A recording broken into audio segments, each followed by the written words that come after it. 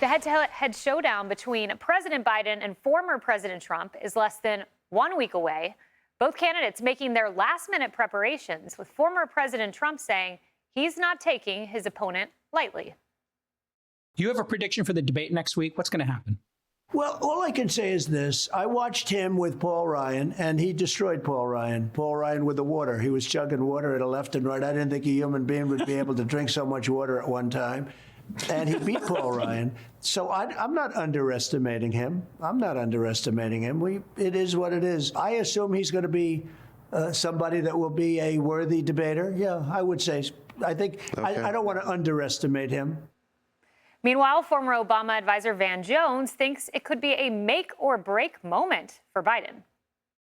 This is the entire election as far as I'm concerned.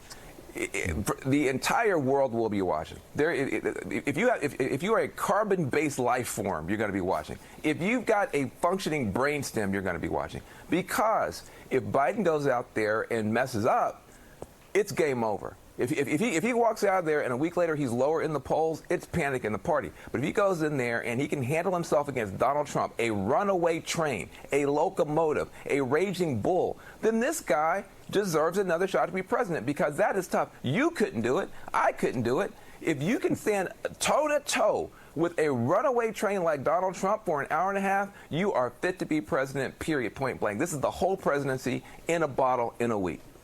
I mean, if I'm Biden and I'm watching that, Harris, the stakes Van Jones just laid out. I'm trying to figure out whether or not I am, like, with or am one of a carbon-based life form that's going to be in the room, since there won't be an audience. Yeah. Like, I don't know. I love that. That's my favorite soundbite of the day.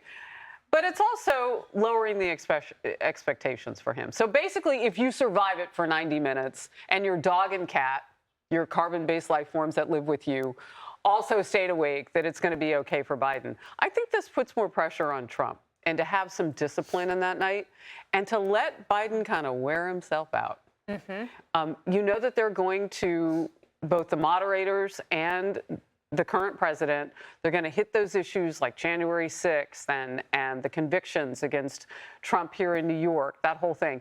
And that causes him to frustrate that gag order. So he's got to have a plan for that. And maybe the plan could be, look, I know you guys want me to break that gag order. And unless all of you want to go to court with me, how about if we just talk about the other people who've been gagged, the American people who feel like you're not listening to them right now when they complain about the high prices, Joe Biden, and put it right back on him and his policies. I mean, there's some ways to game this, but I would say let the talker Joe Biden wear himself out a little bit. It's like a boxing match. Yeah, Paul, the question I have, and I truly don't know the answer to this, is do we see Biden come in and try to manifest the Michelle Obama, they go low, we go high attitude? Or do we see a Biden come in who's rearing, ready to be dark, dim, and dystopian?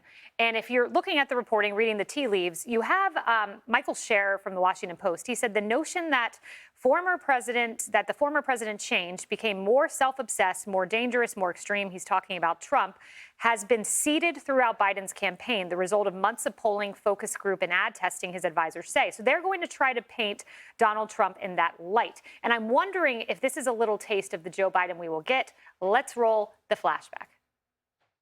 Trump and the extreme MAGA Republicans quote a clear and present danger to our democracy. Donald Trump and the MAGA Republicans represent an extremism that threatens the very foundations of our republic. If you have a problem figuring out whether you're for me or Trump, then you ain't black. Do we get this Biden or a different Biden? We got to remember something. Donald Trump has the ability to goad people, right? And we saw in the prior debates last time around that these two can snipe at each other pretty good. Mm-hmm. In my opinion, if Biden goes that way, if he gets goaded into ad hominem attacks, including bringing up let's remember something. After the Bragg prosecution and conviction, Trump's numbers bumped up. So that's not a winner for him. If you get into a thing where Biden defaults to convicted felon and those kinds of attacks, including extreme MAGA Republican, does he not realize he's insulting at least 40% of the country by saying that, all right? So that's the great unifier. But that is when he loses, because even January 6th, I don't think has the currency it did. Right now, it's the big two from where I sit: inflation, immigration. Those are the two things that are going to decide the election. Those are the two. But Emily, you know, if you're Team Biden today and you're waking up and you're sitting around Camp David and you're saying, what do we do? How do we prep for this? I would change course if I'm prepping for that Biden we just saw when I see these numbers. Let's pull up the fundraising numbers. You know, Biden used to have this huge advantage. Not anymore. Trump raised so much money after the conviction. You see that now the cash on hand, Trump has the advantage, 116 million versus Biden's 91 million. So the convicted felon language, if you bring that to the debate stage, well, you're just going to light another fire under the base. Look what they've done so far, not just the base, beyond. Right. And the key is harnessing that. Right? You win the lottery. Now what happens? What do you buy with it? So the key is harnessing it. And I also think that equally yoked to that amazing war chest is the fact that the Biden administration has plummeted female voters and many other types of voters that it would do Trump so well to pick up in a strategic way. So we know that Biden's numbers among women are the lowest in 20 years that a Democrat candidate has had. We know as well that even more shaky, he's losing young men and men without college degrees. We know that he has plummeted Black and Hispanic voters too. But the whole point is they need to be picked up, right? And so we talk about immigration and the economy. Well, studies have now shown that the economy is polling higher than abortion with a lot of these women that are being lost to Biden. So the key is to pull them all in, to use that money to the most effective way possible so that when these women are at the ballot, when these people are at the ballot, they indeed say, you know what? You know what's more important than the feigned narrative and fear-mongering about losing women's rights? Indeed, what it is whether I can pay for my bills next month thanks to this administration. Tommy.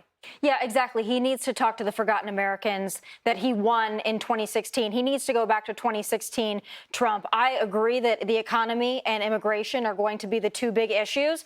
And so when you're talking about picking up women, as we just discussed in the last segment, women are scared right now. They're scared for their children.